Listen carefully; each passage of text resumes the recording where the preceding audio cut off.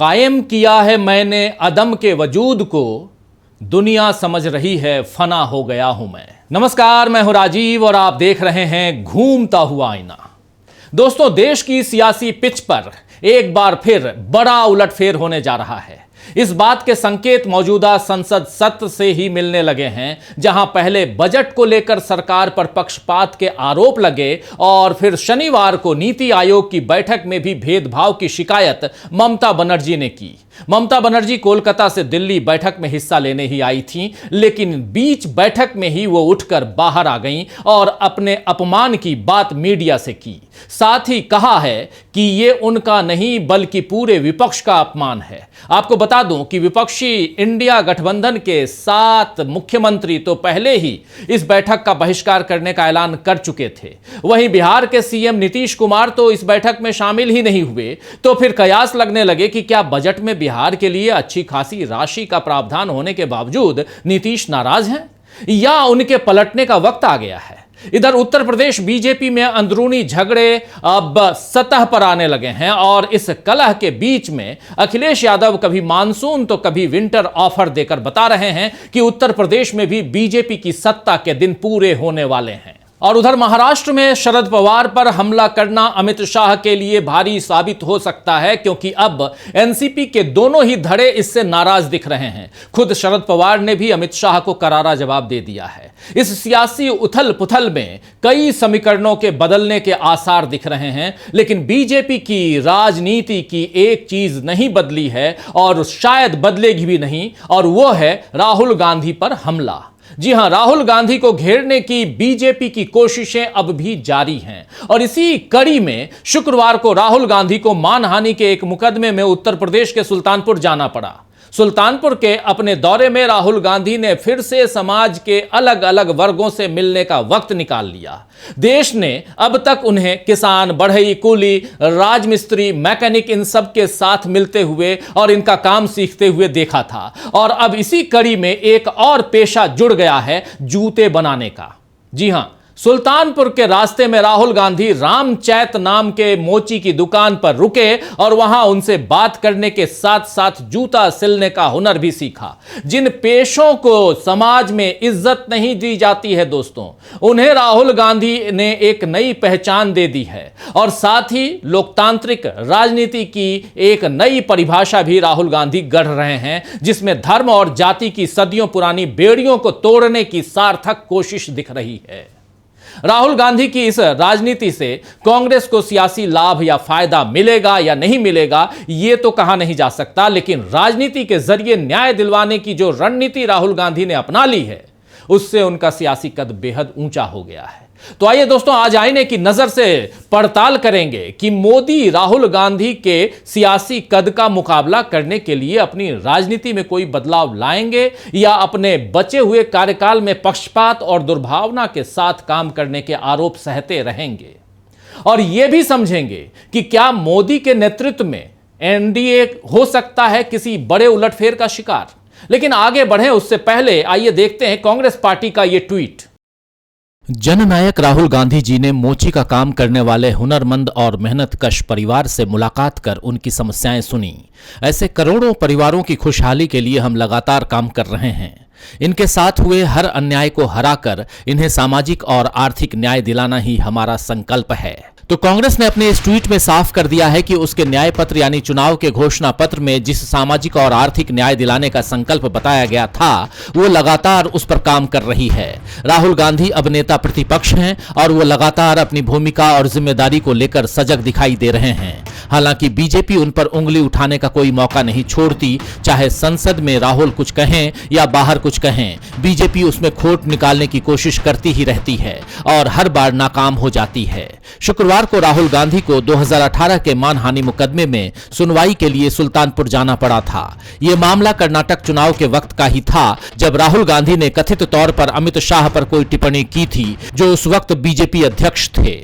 इस टिप्पणी को लेकर बीजेपी नेता विजय मिश्रा ने सुल्तानपुर में मानहानि का मुकदमा चलाया। तब सुल्तानपुर से वरुण गांधी बीजेपी सांसद थे और उसके बाद मेनका गांधी यहां से सांसद रहीं, लेकिन इस बार मेनका गांधी हार गईं और अब यहां समाजवादी पार्टी के सांसद हैं। यानी सुल्तानपुर पर अब भी इंडिया गठबंधन का कब्जा है और इस दौरान राहुल गांधी जब मुकदमे के लिए पेश हुए तो यहां उन्हें देखने के लिए भारी भीड़ उमड़ गई। उत्तर प्रदेश में पहले से कमजोर हो चुकी बीजेपी के लिए ये एक बड़ा झटका रहा। तो राहुल गांधी के आगे बीजेपी को पहली बार इस तरह की मात नहीं मिली है दोस्तों। पहले भी बीजेपी को इस तरह के झटके लग चुके हैं। जैसे गुजरात में पूर्णेश मोदी ने मानहानि के मुकदमे में राहुल गांधी को घेरा था, आपको याद होगा। उनके खिलाफ फैसला आया तो संसद की सदस्यता भी चली गई और सरकारी आवास भी चला गया। लेकिन सुप्रीम कोर्ट के फैसले से राहुल गांधी की सदस्यता बहाल हो गई। फिर इस चुनाव में राहुल गांधी रायबरेली और वायनाड दोनों क्षेत्रों से जीत गए और अब नेता प्रतिपक्ष होने के नाते उन्हें नया सरकारी आवास भी आवंटित हो गया है। ये सारी बातें तय प्रक्रिया के अंतर्गत ही हो रही हैं। इसीलिए इन्हें राहुल की जीत अगर ना भी माने तब भी बीजेपी के लिए यह बड़ी हार के समान है, क्योंकि राहुल गांधी की छवि को खराब करने के लिए जितना कीचड़ बीजेपी उछालती है सब उसी पर आकर गिरता है। बीजेपी को ऐसी ही मात महाराष्ट्र में भी मिलती हुई दिख रही है, नजर आ रही है, क्योंकि यहां बीजेपी ने सीधे शरद पवार पर हमला बोला और अब शरद पवार ने उसका करारा जवाब दिया है। 21 जुलाई को महाराष्ट्र के पुणे में बीजेपी के एक सम्मेलन में गृह मंत्री अमित शाह ने शरद पवार पर एक बड़ा हमला करते हुए उन्हें भ्रष्टाचार का सबसे बड़ा सरगना बताया था। सप्ताह भर पहले दिए गए इस बयान पर बवाल अब तक नहीं थमा है। एनडीए में बीजेपी की सहयोगी अजित पवार गुट की एनसीपी ने इस बयान का पहले ही विरोध किया था। एनसीपी अजित पवार के तमाम नेताओं और विधायकों ने अमित शाह के बयान पर आपत्ति जताई। उन्होंने कहा कि महाराष्ट्र में शरद पवार सबसे बुजुर्ग नेताओं में हैं। हर पार्टी उनका सम्मान करती है, जनता उन्हें प्यार करती है, इसीलिए अमित शाह की टिप्पणी उचित नहीं है। वहीं अब शरद पवार ने खुद इसका जवाब दिया है। शरद पवार ने कहा कि उन्होंने मुझे देश के सभी भ्रष्ट लोगों का कमांडर कहा था।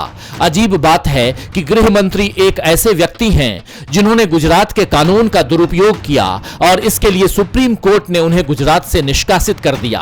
वो आज गृह मंत्री हैं, इसीलिए हमें यह सोचना चाहिए कि हम कहां जा रहे हैं। जिनके हाथों में यह देश है वे लोग किस प्रकार गलत रास्ते पर जा रहे हैं, हमें इस बात पर विचार करना चाहिए, वरना मुझे 100% विश्वास है कि वे देश को गलत रास्ते पर ले जाएंगे। हमें इस पर ध्यान देना चाहिए। आपको बता दूं कि 2010 में अमित शाह को सोहराबुद्दीन शेख मुठभेड़ मामले में उनके गृह राज्य गुजरात से 2 साल के लिए निष्कासित कर दिया गया था। हालांकि 2014 में अमित शाह को बरी कर दिया गया है और शरद पवार ने फिर भी इस वाकये की याद दिलाई, क्योंकि अमित शाह ने उन पर सीधा हमला किया और इंडिया गठबंधन के तमाम नेता अब बीजेपी को सदन से लेकर सड़क तक हर हमले का करारा जवाब दे रहे हैं और इंडिया गठबंधन के यही जवाब अब बीजेपी के लिए हार का कारण बनते जा रहे हैं। और इसी बात से बीजेपी को डर भी लग रहा है, क्योंकि इस साल महाराष्ट्र, हरियाणा और झारखंड में चुनाव हैं।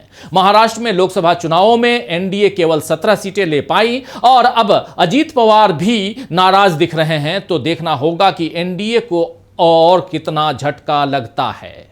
और हरियाणा में बीजेपी पहले से कमजोर दिख रही है। कांग्रेस से तोड़े गए नेताओं के सहारे वो कितना आगे बढ़ पाएगी कुछ कहा नहीं जा सकता है। उधर झारखंड में हेमंत सोरेन के वापस आने से इंडिया गठबंधन को नई ताकत मिल गई है और वहीं बीजेपी सांसद निशिकांत दुबे ने झारखंड के संथाल परगना और बिहार और बंगाल के कुछ जिलों को मिलाकर केंद्र शासित प्रदेश बनाने की मांग की, तो इस पर एनडीए की सहयोगी जेडीयू ही नाराज दिख रही है। देखिए जरा इस रिपोर्ट को।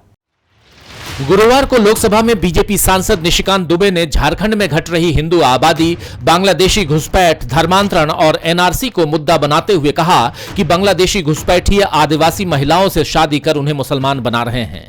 निशिकांत दुबे के मुताबिक 25 सीटों पर मुस्लिम आबादी 123% तक बढ़ी है। इसीलिए उन्होंने मांग की कि बंगाल के मालदा, मुर्शिदाबाद, बिहार के अररिया, किशनगंज, कटिहार और झारखंड के संथाल परगना क्षेत्र को केंद्र शासित बनाइए, नहीं तो हिंदू खाली हो जाएंगे। बीजेपी के इस बयान पर उसकी सहयोगी जेडीयू के राष्ट्रीय सचिव राजीव रंजन ने ही कड़ी टिप्पणी की है। आपको बता दूं कि केंद्रीय शिक्षा राज्य मंत्री और बंगाल बीजेपी के अध्यक्ष सुकांत मजूमदार ने भी पश्चिम बंगाल का विभाजन करके उत्तर बंगाल को पूर्वोत्तर में शामिल करने की मांग संसद में की है, जिस पर कड़ा विरोध जताते हुए ममता बनर्जी ने कह दिया है कि बंगाल को विभाजित करने का मतलब है हमारे देश भारत को विभाजित करना।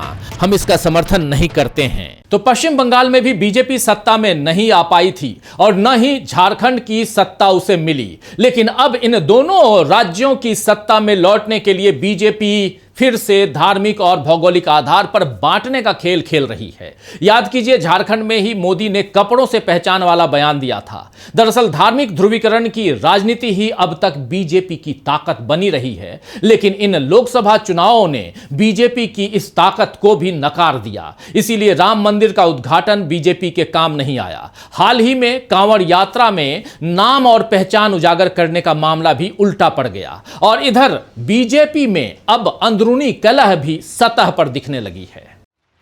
बीजेपी अब तक धर्म की लड़ाई का फायदा उठाती रही है, लेकिन इस बार उसकी अपनी लड़ाई में बात बीजेपी नेताओं की जाति पर ही आ गई है। उत्तर प्रदेश के सीएम आदित्यनाथ योगी और डिप्टी सीएम केशव प्रसाद मौर्य के बीच जो रस्साकशी चल रही है वो अब किसी से छिपी नहीं है। इसी पर तंज कसते हुए सपा प्रमुख अखिलेश यादव ने 100 विधायक लाओ, सरकार बनाओ का मानसून ऑफर दिया था और इसे विंटर ऑफर में बदलने की बात भी कही थी। अभी फिर उन्होंने ट्वीट किया कि डबल इंजन के बीच एक और इंजन आ गया है जो दिल्ली और लखनऊ के बीच शंटिंग करता है। ऐसा लग रहा है कि दो राजधानियों के बीच कोई इंटरसिटी आवागमन सेवा चल रही है। उनका इशारा साफ तौर पर दिल्ली के चक्कर लगा रहे केशव प्रसाद मौर्य की तरफ था, जिन्होंने कहा था कि संगठन सरकार से बड़ा होता है। तो उत्तर प्रदेश बीजेपी में जो बवाल चल रहा है उसे बीजेपी नेता भले खुलकर जाहिर न करें, लेकिन अखिलेश यादव जनता के सामने बीजेपी की कलई खोल रहे हैं। बीजेपी को अगर सत्ता में टिके रहना है तो उसे यूपी को संभाल कर रखना ही होगा, लेकिन मोदी यहां भी नाकाम नजर आते हैं। तीसरी बार सरकार चलाते हुए मोदी बेहद कमजोर भी दिख रहे हैं, तभी तो बजट पर वो विपक्ष की नाराजगी दूर नहीं कर पाए और संसद सत्र में बजट को लेकर हंगामा खड़ा हो गया। इसके बाद नीति आयोग की बैठक का बहिष्कार करके इंडिया गठबंधन ने साबित कर दिया कि मोदी में सबको साथ लेकर चलने का मादा नहीं है। मोदी अपनी कमजोरियों को स्वीकार नहीं करते हैं, इसीलिए इस बार संसद शुरू होने से पहले उन्होंने विपक्ष पर गला घोटने और लोकतंत्र को कुचलने जैसे आरोप लगाए। ये सारे पैंतरे 10 साल तो काम कर गए, लेकिन अब अगर मोदी ने अपनी रणनीति में बदलाव नहीं किया और आरोप लगाने की जगह काम करने पर जोर नहीं दिया तो इससे बीजेपी का बड़ा नुकसान हो सकता है। लोकसभा चुनावों ने इस नुकसान का ट्रेलर दिखा ही दिया है और इन सब के बीच एक अकेला जो इंसान राजनेता काम करता हुआ दिखाई दे रहा है, जिसे शेडो प्राइम मिनिस्टर आज की तारीख में आप कह सकते हैं, वो है राहुल गांधी। और राहुल गांधी इस मकाम पर पहुंच चुके हैं जहां वो नरेंद्र मोदी से काफी आगे दिखाई देते हैं। खैर, शायर कबीर अजमल ने ठीक ही फरमाया है कि हमारे बाद भी काम आएगी जुनूं की आग, हमारे बाद भी काम आएगी जुनूं की आग, ये आग जिंदा है इसको न सर्द होने दे। तो आज के लिए बस इतना ही, फिर मिलेंगे खबरों के नए आईने के साथ। तब तक देखते रहिए डीबी लाइव। नमस्कार।